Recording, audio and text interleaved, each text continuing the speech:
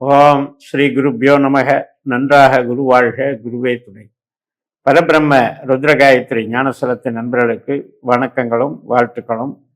துலாம் லக்னத்திற்கு இந்த பதிவில் 10 நாட்களுக்கான தினப்பலன் ஏப்ரல் 11 முதல் ஏப்ரல் 20 வரை பார்க்க இருக்கிறோம். முதல் நாளான ஏப்ரல் 11 சனிக்கிழமை உத்திராடம் நட்சத்திரம் மதியம் 1:39 வரைக்கும் 4ஆம் இடத்துல, லக்னத்திலிருந்து 4ஆம் இடத்துல சந்திரன் இருக்கிறாரு.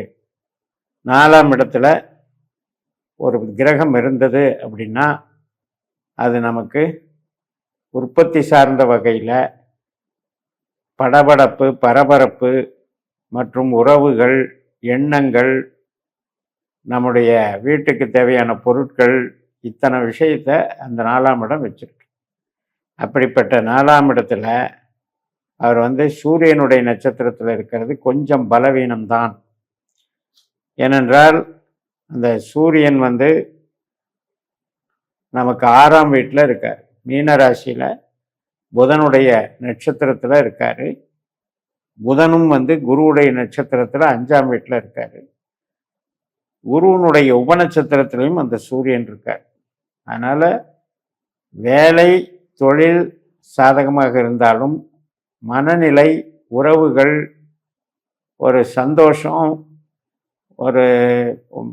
ஒருத்தருக்கு ஒருத்தர் மனசில் பரிமாறிக்கிறது, பாசத்தை பகிர்ந்துக்கிறது, இதில் எல்லாம் கொஞ்சம் குறைபாடுகள், அதிருப்தி அப்படிங்கிறது ஒரு கணக்கு. மதியம் 1:39 திருவோண நட்சத்திரம் ஸ்டார்ட் ஆகுது. அப்போ அந்தஸ்து, கௌரவம், தொழில் பலம், ப்ரொமோஷன், அனைத்து விதமான வருமானங்கள், தொழில் சார்ந்த வருமானங்கள், வீட்டில் உற்பத்தி செய்கிற தொழில் முறைகள், தாயார் சம்மந்தப்பட்டது, நீர்வளம் சம்மந்தப்பட்டது, விவசாயம், இத்தனைக்கும் நல்லா இருக்கு. ஏப்ரல் 12ஆம் தேதி ஞாயிற்றுக்கிழமை மதியம் 3:13 வரைக்கும் இந்த திருவோணம். அப்போ இந்த நாளில் நீங்கள் நினைக்கிற காரியங்களை சாதிச்சுக்கலாம். அல்லது தொழில் சார்ந்த புது நடவடிக்கைகள் இருந்தாலும் அது முயற்சி செய்தால் வெற்றியை கொடுக்கும். இந்த 3:13 அவிட்டம் நட்சத்திரம் தொடங்குகிறது. அவிட்டம் அப்படிங்கிறது செவ்வாயினுடைய நட்சத்திரம். 2 பாதம் மகர ராசியில் இருக்கு, 2 பாதம் கும்பராசியில் இருக்கு. இப்போ இந்த மகர ராசியில் 4ஆம் இடத்துல சந்திரன் இருக்கும் பொழுது செவ்வாயினுடைய பலன் எப்படி இருக்கிறது அப்படின்னு கேட்டால், சனியோட சேர்ந்து இருக்காரு, சனி நட்சத்திரத்தில் இருக்கார். செவ்வாய் நமக்கு லக்னத்திலேயே செவ்வாயினுடைய தன்மை இருக்கு. அதனால் அது 6ஆம் இடத்துல சனி நட்சத்திரத்தில் இருக்கும்போது உழைப்புக்காக நாம் ஒரு மெனக்கெடுறதுன்னு சொல்கிறோம் இல்லையா, உழைப்புக்காக வருத்திக்கிறது, நம்மளே வருத்திக்கிறது இப்படி, அல்லது உழைப்பு ரீதியாக நமக்கு சோர்வடைகிறது, ஒரு உடல் உபாதைகளை கொடுக்கறது, ரொம்ப கடினமாக ஒரு விஷயத்தில் கருத்தூன்றி உழைக்கும்போது உடல் நலத்தை கவனிக்காமல் செய்கிறது. அது என்ன ஆகும்னா ஏதாவது ஒரு சைடு எஃபெக்டை கொண்டு வரும். அது இல்லாமல் செவ்வாய் கூட சனி சேர்ந்து 6ஆம் வீட்டில் இருக்கிறதுங்கிறது அந்த வேலை செய்கிறதுனால வரக்கூடிய ஒரு பாதிப்பு, உடல் பாதிப்புங்கிறத பார்த்துக்கணும். அதே நேரத்தில் நெருப்பு சம்மந்தப்பட்ட துறைகள், மின்சாரம் சம்மந்தப்பட்ட துறைகள், இயந்திரம் சம்மந்தப்பட்ட துறைகள், இதில் எல்லாம் நுணுக்கமாக கையாள்வதற்கான திறமைகள் வெளிப்படும். எப்பவுமே 6ஆம் இடம் நமக்கு இயங்கிச்சு அப்படின்னா அது வருமானத்துக்கும், தொழிலுக்கும், உத்தியோக பலத்துக்கும் ரொம்ப ரொம்ப அது பவர்ஃபுல்லாக இருக்கும். திங்கட்கிழமை, அதாவது ஏப்ரல் 13ஆம் தேதி, அப்பவும் அவிட்ட நட்சத்திரம் மாலை 4:02 வரைக்கும் இருக்கு.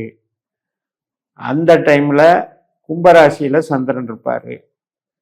அப்பவும் இந்த செவ்வாயினுடைய 6ஆம் வீட்டு பலனை தான் அனுபவிக்கிறோம். செவ்வாய் கிரகம், சனி கிரகம் சேர்க்கை பலனை தருகிறது.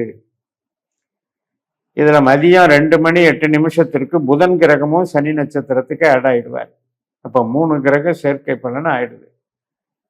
அப்போ இது வந்து அந்த ஈவினிங் 4 மணி வரைக்கும் வேலையில் ரொம்ப ரொம்ப நமக்கு முன்னேற்றம் இருக்கும். தொழில் பலம், பண வரவு நல்லா இருக்கும்.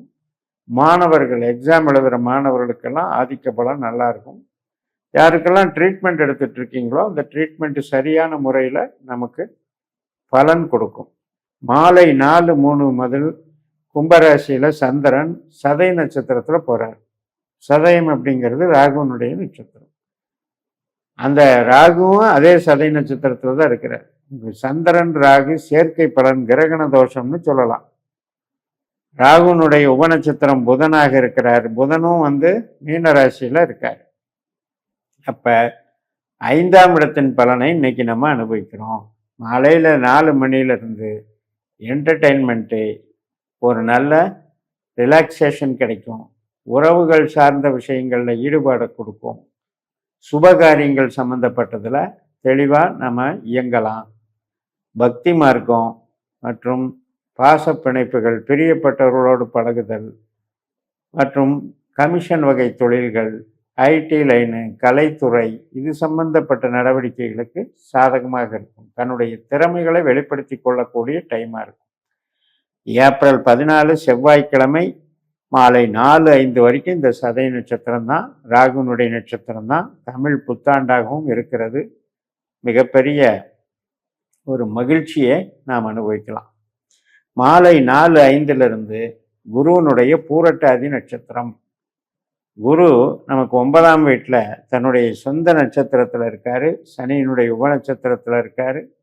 வேலை சம்பந்தப்பட்ட மாற்றங்கள் மற்றும் வழிபாடுகள், பூர்வீக ஸ்தலங்களுக்கு போய் வழிபடுறது, இது மாதிரியான காரியங்கள், பெரியவர்களிடம் ஆசி வாங்குதல், மேல் படிப்பு சம்மந்தப்பட்டது, வெளிநாட்டு தொடர்பு சம்மந்தப்பட்டதுக்கெல்லாம் சாதகமாக இருக்குது. பொது வாழ்க்கை, அரசியல் இருக்கும் சாதகமாக இருக்குது. ஏப்ரல் 15 புதன்கிழமை இந்த பூரட்டாதி நட்சத்திரம் மதியம் 3:22 வரைக்கும் இருக்கு.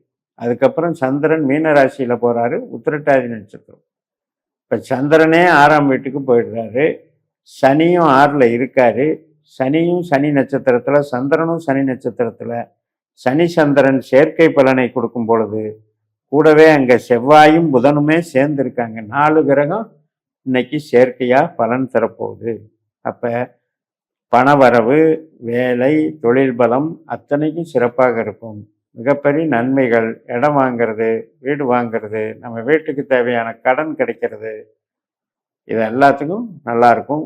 வெற்றி கிடைக்கும். ஒரு வழக்கு நடக்குது அப்படின்னா வழக்கில் வெற்றி, அல்லது யாராவது நம்மளுக்கு எதிர்ப்புகளை கொண்டு வர்ற எதிரிகிட்ட நம்ம ஜெயிக்கக்கூடிய அமைப்பு இருக்குது.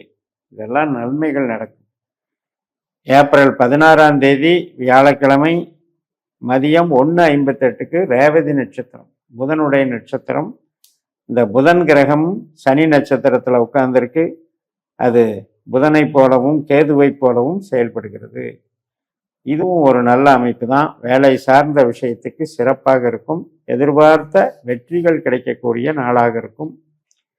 வெள்ளிக்கிழமை ஏப்ரல் 17 மதியம் நண்பகல் 12 மணிக்கு அஸ்வினி நட்சத்திரம். இப்போ 7ஆம் வீட்டில் சந்திரன் கேது நட்சத்திரத்தில் வர்றாரு. கேது லாபஸ்தானத்தில், சுக்கரனுடைய நட்சத்திரம், சுக்கரனுடைய உபநட்சத்திரம், சூரியனுடைய அந்தரத்தில் போகிறாரு. அப்போ சூரியன் கேது சாரம் வாங்கியிருக்கிறதுனால நமக்கு இன்னைக்கு அரசு சார்ந்த விஷயங்கள் நன்றாக இருக்கும். எதிர்பார்த்த கோரிக்கைகள் நிறைவேற்றி தரும். ஏப்ரல் 18 சனிக்கிழமை பரணி நட்சத்திரம். 7ஆம் வீட்டில் சந்திரன் சுக்கிரனை போல பலன் கொடுக்கிறார். சுக்கிரனுமே 7ல் இருக்கார். சூரியனுடைய நட்சத்திரம் மற்றும் செவ்வாயினுடைய உபநட்சத்திரத்தில் இருக்கிறதுனால இன்னைக்கு வெற்றி கிடைக்கும். கஸ்டமர் மூலமாக நமக்கு ஆதாயம் கிடைக்கும். ஆனால் அதே நேரத்தில் கணவன் மனைவி இதில் கொஞ்சம் கருத்து வேறுபாடுகள் இருந்தால் விட்டு கொடுத்து போகும். ஏப்ரல் 19 ஞாயிற்றுக்கிழமை சூரியனுடைய கிருத்திகை நட்சத்திரம் 7:09 தொடங்குகிறது. முதல் பாதம் முடிஞ்சு நண்பகல் 12:30 சந்திரன் 8க்கு வர்றாரு. இதுதான் நமக்கு சந்திர அஷ்டமம்னு சொல்கிறது. லக்னத்துக்கு 8ல் வர்றது, அது சூரியனுடைய நட்சத்திரத்தில் வர்றதுனால சூரியன் கேதுவாகவும் செவ்வாயாகவும் செயல்படுறதுனால புது காரியங்களை தவிர்த்துருங்க. வேலை நல்லா இருக்கும். ஏப்ரல் 20 திங்கட்கிழமை ரோகிணி நட்சத்திரம். 8ல் சந்திரன். சந்திரன் பலமாக இருக்காரு. தொழிலுக்கு பாதிக்காது, உத்தியோகத்துக்கு பாதிக்காது. ஆனால் மனம் சற்று வேதனைப்படும், பதட்டப்படும், அல்லது உறவுகள் சம்பந்தமாக மனசுக்குள்ள ஒரு சஞ்சலப்படும். அதை போக்குவதற்கு நாம் நம்முடைய முருகன், நம்முடைய 5ஆம் இடத்தினுடைய பவர் யாருக்கிட்ட இருக்குன்னா முருகர்கிட்ட இருக்கு. அதாவது இஷ்ட தெய்வம் மாதிரி, அல்லது நம்ம காளி தெய்வம், இதையெல்லாம் வழிபட்டு நீங்கள் அதை ரிலாக்ஸ் பண்ணிக்கோங்கன்னு சொல்லி நிறைவு செய்கிறேன். இந்த சேனலை சப்ஸ்கிரைப் பண்ணி ஷேர் பண்ணுங்கள். உங்கள் தனிப்பட்ட ஜாதக பலாபலன்களை என்னுடைய வாட்ஸ்அப் நம்பரில் தொடர்பு கொண்டு பலன் பெறுங்கள். உங்களிடமிருந்து விடைபெறுகிறேன். உங்கள் ஜெயம். நன்றி, வணக்கம்.